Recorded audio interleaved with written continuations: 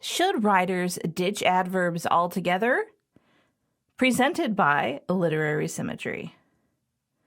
Adverbs. So, should writers ditch adverbs altogether? The short answer is no. But before we get to the why of the answer being no, we should probably review what an adverb is and does. What is an adverb? An adverb is one of those ly words whose job it is to modify a verb. A verb is the action word. Here you can see an adverb in its natural habitat. James whispered loudly.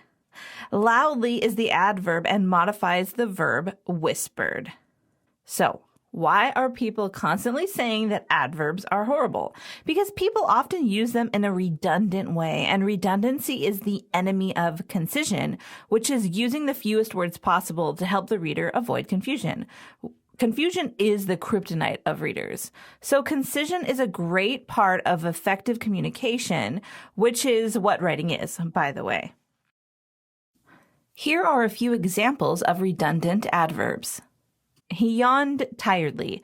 So a better sentence would be he yawned. We know that yawned means he is tired, and I hope that I didn't make you yawn by saying yawn so many times in this example. She ran quickly. Better, she sprinted.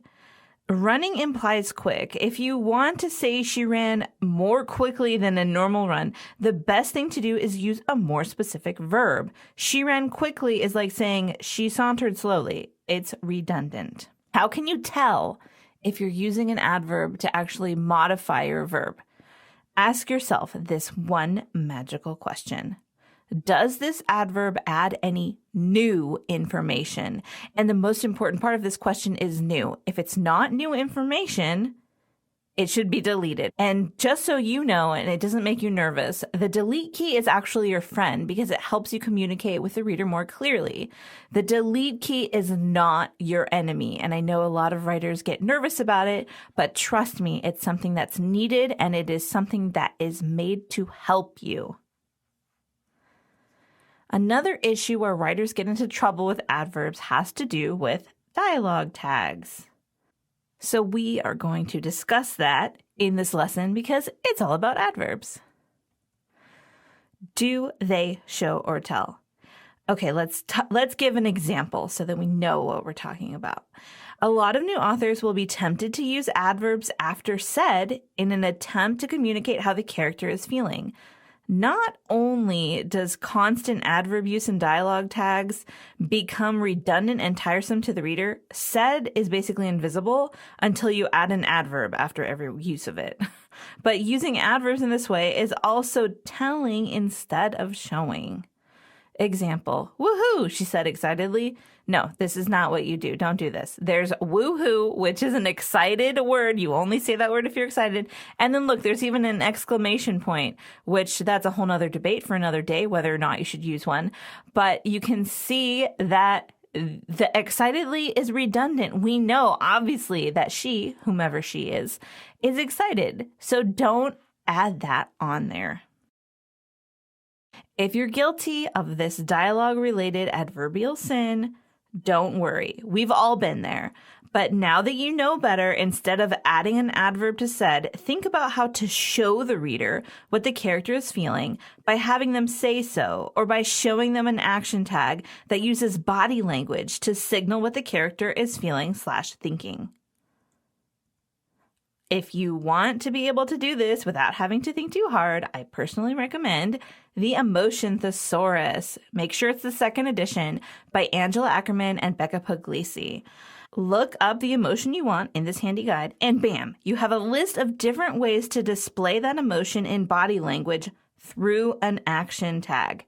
And now that you know a lot more about adverbs than you probably did when you started this video, and honestly, you know a lot more about adverb usage than most writers at this point, because people get really confused about this, let's show you an example. We're going to go over an example of what not to do, and then we're going to fix it together. That's fun, right? What not to do. Here's the example. I can't keep going like this, Nancy said sadly. Okay. we already know that Nancy's upset by what she says. And also, the sadly doesn't add new information, right? That's the test. So what should we do instead? What to do instead? I can't keep going like this. Nancy wrung her hands through her hair and then clenched them into tight fists. This is an obvious example in that, when people are upset, sometimes they make their hands into fists. I wouldn't overuse this one, but I wanted to give you an example that you would be like, oh yeah, I've seen characters do that in books. So even though I personally try to avoid tightening fists in my own stories, I thought this is a good example. So you can see here that we have the same line of dialogue, but instead of saying Nancy said sadly, which is a said tag, so it takes a comma. As you can see here, this is an action tag, so it takes a period. If you're interested in learning more about that, I have a dialogue course that you can take called Dial Up Your Dialogue. Just Google that and you'll be able to find it. So we see here that Nancy wrung her hands through her hair and then clenched them into tight fists. So you see Nancy doing something, and you also know that it's Nancy who said it. So it has completed the job of a dialogue tag, or in this case, it's an action tag, which is a type of dialogue tag. We know that Nancy's upset because we've shown the reader that Nancy's upset instead of telling them, which is what Nancy said sadly does. So this is what you're going to do next time you face a question of, should I use this adverb or not?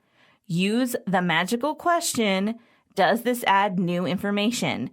And then you're going to ask yourself, is this telling? If it's telling or if it's not new information, use the delete key. Remember, the delete key is your friend. You now have mastered adverbs in like under 10 minutes. You are awesome. Happy writing.